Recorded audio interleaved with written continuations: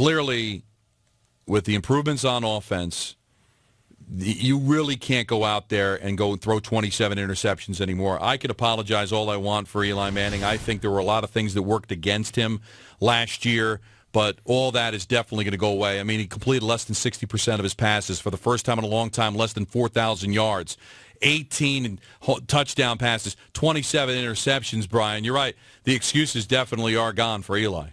Yeah, they're gone. You can't put all the blame other places. Some of that blame obviously has to go to the quarterback because at the end of the day, sometimes Eli does throw off his back foot too much. And I know that's as someone coming in the league when he first came in and I played against him, obviously that's one thing we wanted to do.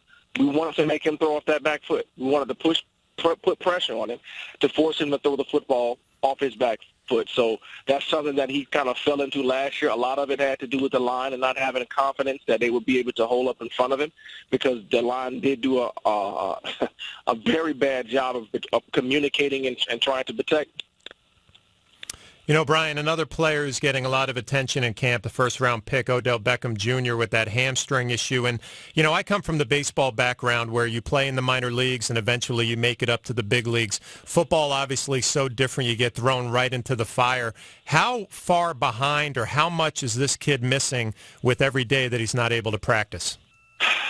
He's missing a lot. And it's only so much mental stuff that you can get from the sideline. You have to be on the football field. You have to go through the motions, the checks to see if you're seeing the same thing as the quarterback is saying, and even making mistakes. Some of the best teachers, obviously, for us as, you know, not just football players, but are the mistakes that you make. So that I made that mistake, I won't make that mistake again. So you get pushed behind the eight ball, so to speak, as far as your learning curve is concerned.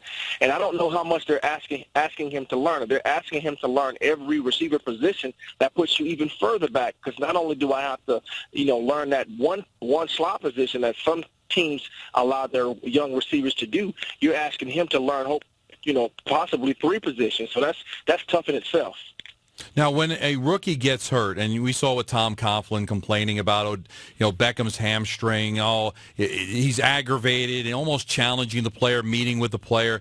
How many times in your career did you see a young player go out on the field, maybe when he wasn't 100% ready because he felt like he was disappointing his coach and his organization? A lot of times. That happens so much. You would. Obviously, you probably would not be surprised, but it happens so much because it's such a pressure situation. You're a young man. You're coming in. You're trying to earn the respect of your coach. You're trying to earn the respect of your teammates. You're trying to, you know, get on the football field. All those things being said, and you know you're not 100%, so you're going to go out and chance it. You're going to go out and chance it and see if you can give anything and everything that you got and mess around and tweak it again so that thing now lingers throughout the whole year because of that decision that you make. And sometimes it's perceived pressure, and sometimes it's direct pressure from some coaches for guys to get out there early. The one thing that, you know, no one ever had to do for me is to pressure me to do anything. They had to always pull me back. So being a competitor and wanting to be out there in the first place is tough. And then you add that to the, you know, pressure of the coach trying to get you on the football field. I mean, a lot of times that's a disaster waiting to happen.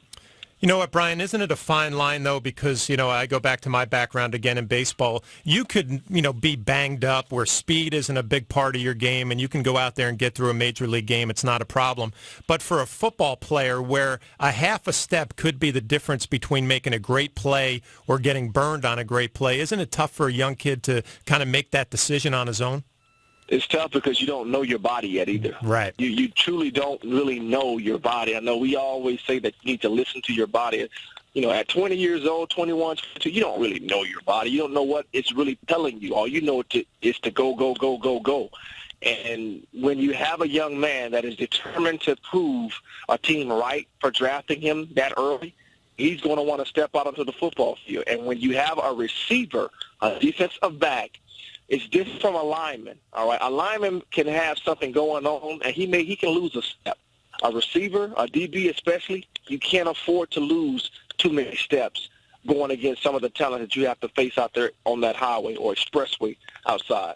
I'm talking to our very own Brian Dawkins, former safety in this league and now working for us here at ESPN. As a former safety, when you hear how they're going to crack down on defensive backs, holding, contact beyond 5 yards, what does that tell you about the direction of this league? And can a Seattle Seahawks team predicated on their secondary play continue to be elite if the NFL is going to crack down on these rules? Here's the thing. I can now say that I'm old enough to have seen this and seen it again and again.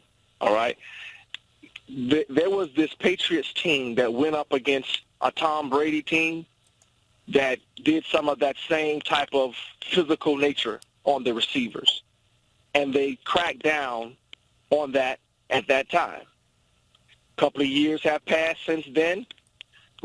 Referees aren't calling things quite as tough as they did and stringent, and you get to the Super Bowl, boom, it happens again. So what is the response of the rule makers? They do this. They're doing the same thing that they did those many years back.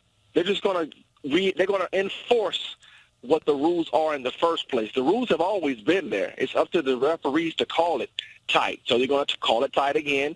It's going to be frustrating for defensive backs for a while. But the thing that I've seen time and time again, that when you get in big games, all right, not during the regular season, but when you get in big games, referees are more apt to allow you to play, to allow the players to decide who's going to win or lose the game, rather than the referees making those decisions. So do you think it'll have a major impact on offenses this year? It will. The scoring will go up, and that's what they want during the season. But at the end of the day, I still believe that when it's all said and done, in the playoffs, when everything truly counts, they won't call it quite as stringent. Now, they'll tell you that we're going to call it the exact same way. But I've just seen it too many times where they don't call it quite as stringent during the year. The other thing is this, for Seattle, the 49ers, and this is not just with football. To me, it goes with basketball as well. When you are a physical team and you do have done it that way for a long time, you tend to get away with more things. So I still think they'll get away with more. When you hear the Jets say, when Geno Smith says, I believe very soon I'm going to be a top 5 quarterback. When you hear D. Milliner say, I'm the best corner in the NFL. When you hear Calvin Pace say, we have the best defense in the NFL. Do you like that bravado, or do you say to yourself, what's going on? Are they delusional over there? The Jets are back. They're back. Listen, that was the Jets of many years. Are we so quick to forget how this team was a couple of years back? When you had so many guys voicing their opinions, their major opinions, including the head coach, the head coach is back. He's doing it. So the players are taking his lead. It's back to being the Jets of a couple of years back. Now, will that product be on the football field? I don't know. That's yet to be seen. But you see it. Rex is back. Rex is not the, walking wounded or whatever he was 2 years ago when he was kind of coaching for his job and really wasn't saying nothing after games, when he was really testy after games. He's back to being himself. So I see this. The players are taking the lead of the head coach once again.